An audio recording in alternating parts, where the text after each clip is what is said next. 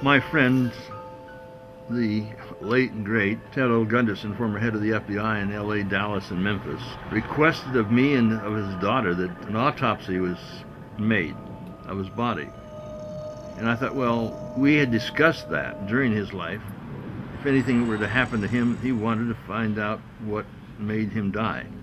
So for 6-7 weeks, he laid in cold storage waiting for an autopsy. I don't know if it's come out formally, but it has been done. You said that with his fingers becoming colored or purple, is that a sign of anything? Yes, that's one of the signs of arsenic poisoning. And several individuals in the past have turned into a black mummy as a result of acute arsenic poisoning, such as Lenine and the John Wilkes Booth double. But I had Ted under some type of treatment for a number of years with a certain special diet, rich in sulfur, rich foods, to neutralize the arsenic. And as a result, his fingernails, which had been dark purple black, had cleared up. But he was very busy in fighting the enemy, and he was receiving 30 phone calls a day, and as a result he did not go down to seek the treatment of alternative medical clinics, which would have subjected him to a process of chelation and other therapies to eliminate all the arsenic. One of the common results of arsenic poisoning is cancer of the bladder. How do you get arsenic poison? Well, unless somebody wanted to kill you.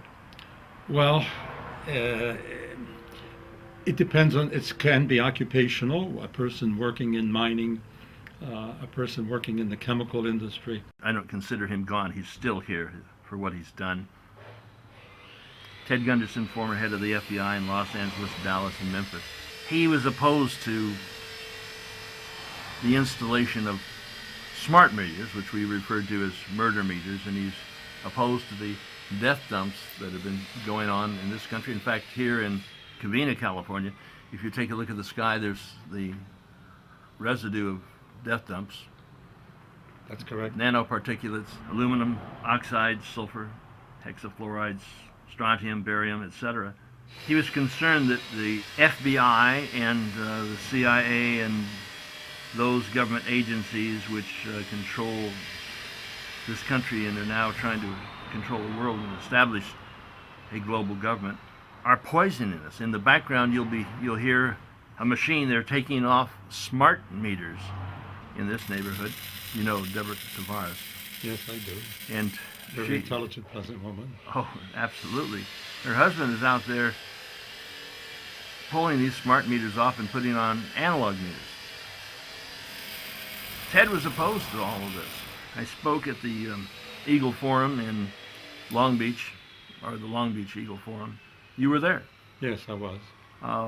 They're a bit upset because I talked about the truth. I asked her, I said, do you want to hear the truth? Do you want me to go according to the program? I was speaking for Ted Gunderson. He couldn't make it. He was in the hospital. I stepped up and stood in his place. I remember that, and I appreciated the way you handled it. You told the truth. That's the important thing. Does the truth upset people when you talk about those things which they feel incapable of changing? I believe so. Some people are restricted to a certain viewpoint, and they want to stress that viewpoint, and they don't want to have broken in interference with that viewpoint. However, I, like yourself, feel that the truth should be told at the opportune time, and Ted would have probably said, I'm sure he would have said the same thing that you said. Well, I felt, speaking for him and knowing him as I did, that he would address those things regardless of whose cage he rattled. He felt that possibly he would be poisoned. Somebody would try to take him out. He'd mentioned several attempts on his life. There's been a couple on mine, at least insofar as the gunshots are concerned. When he finally passed, and I felt that he probably would, but we had thumbs up. We felt maybe we could get through this. I was at the hospital with him at the very end. He tried a lot of various things. He wanted to have an autopsy, and then when the autopsy was done, we don't know the exact results of it, but did you see, or do you know what was happening to his body? Was he turning? Yes, shortly after death, within a matter of a couple of hours, he started to turn black, particularly in his face, his hands, and his feet. And this is a characteristic sign of arsenic poisoning. At death, as the cells disintegrate, the blood cells disintegrate, arsenic is released from the body stores. And all poisons are stored in the fatty tissues of the body, and also are concentrated in the liver, which is the detoxifying organ of our bodies. As the arsenic is released from its complex binding to the tissues, it combines with the sulfur from the disintegrated cells to form arsenic sulfide, which is has a black color. So he had all appearances of being poisoned by arsenic poison. Correct, correct. Which could lead to cancer of the bladder? Well, I strongly feel that the arsenic caused this cancer of the bladder. That is one of the common side effects of arsenic He had poisoning. his bladder removed, as you know. Correct. And it was replaced with a portion of his intestine, and then within about 4 months after, they noted that there was a spread of the tumor outside of the bladder. So Ted was most likely poisoned. Yes. Oh, it very definitely was. In fact, about 7 or 8 years ago, I had diagnosed him with arsenic poisoning because I had met him at a conference and noted that his fingernails were black, particularly at the base, dark purple black. And so I told him what to do. And was this due to his attack upon the American Illuminati? Yes, very definitely. And also his attack upon the CIA, which is being controlled by the Illuminati. The CIA is the enforcement arm of the CFR, is it not? Correct. That's correct.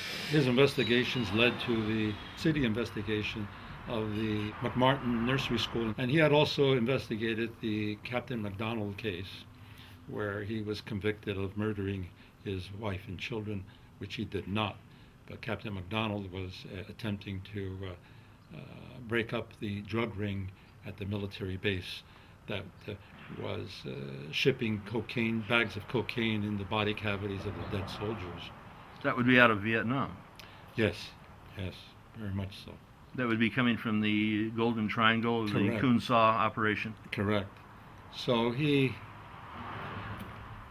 got the enmity of the certain people in the CIA and the military and others who were using the drug traffic as a means of generating funds in order to stir up revolutions and so on and so forth. So the CIA, rather than stopping drugs, is importing them from Afghanistan, which is the largest heroin producing area in the world today. Correct, correct, very much so. And they use it for their black bag operations. Many years ago, Congress had refused to give money to the CIA unless they listed for what purposes that they were to be used. And so the CIA started getting involved in the drug racket. So this is a way of funding black operations. Correct, correct. In your opinion, was Ted Gunderson murdered by an agency of this government? In your opinion, what would be your guess? My speculative guess would be that yes. And, he explained to me that he found arsenic dust in his apartment, on his table, on his chairs, and in the air conditioning duct, and also inside his locked car. on the steering wheel, on the seats. So someone who has the ability to enter secretly a car in an apartment house and do all that without leaving any fingerprints indicates someone high up in the circles, so to speak.